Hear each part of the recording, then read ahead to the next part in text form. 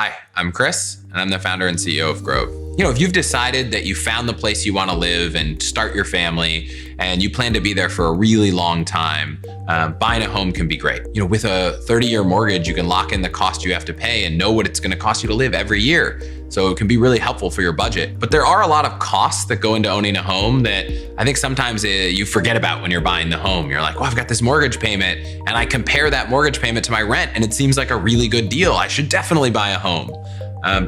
But there's a lot of things you're forgetting. You have to put this big down payment down. If your down payment was, $100,000, that $100,000, if it wasn't in your home, could have been in a long-term investment portfolio or a high-yield savings account earning you interest every month. But then there's all the monthly cost.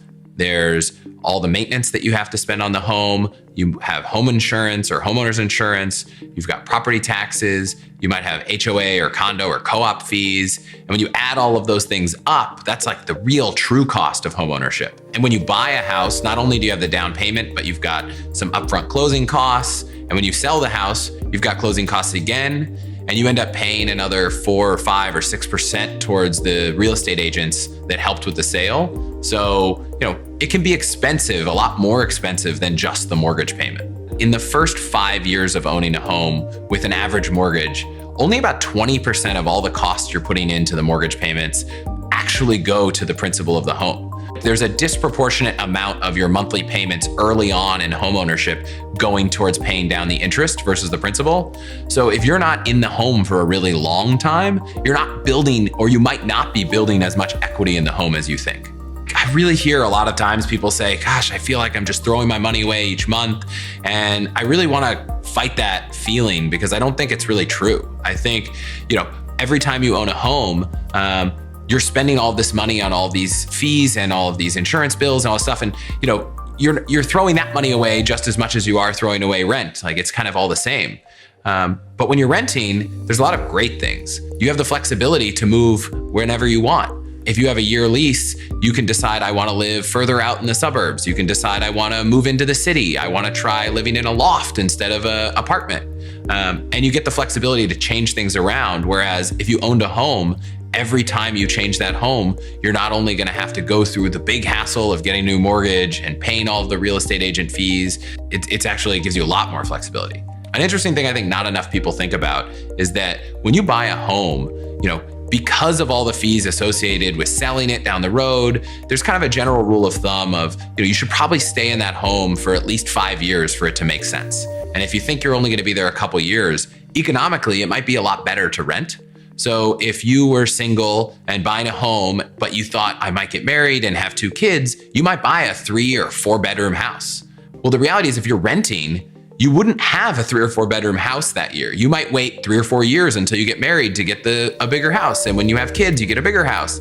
So if you're comparing the rent of a 3 or 4 bedroom house to the mortgage, that's not entirely fair because for the next 3 years, you might not need to pay that rent. You could pay a lot less because you only need 1 bedroom because you don't have kids yet. So if you look at buying as a long-term horizon thing, you end up pre-buying space that you wouldn't have otherwise paid, and you might not be taking that into account when you make the comparison.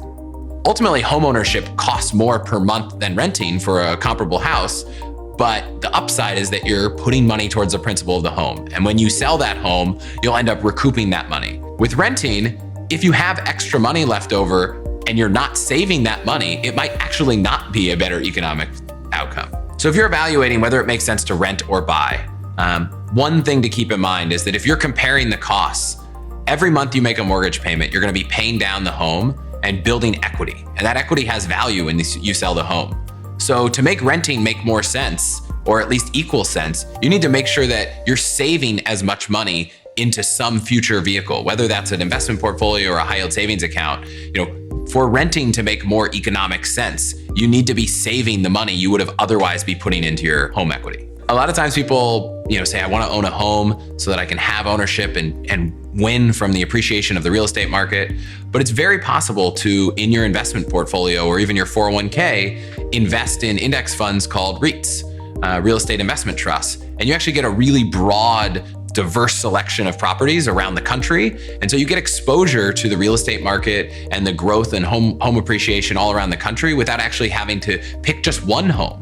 If you buy a home in San Francisco, you're locking yourself into the real estate market there. And chances are you can't afford to buy 10 different homes to get that kind of diverse portfolio. So it's possible to do that with your investment portfolio instead of, with one particular house.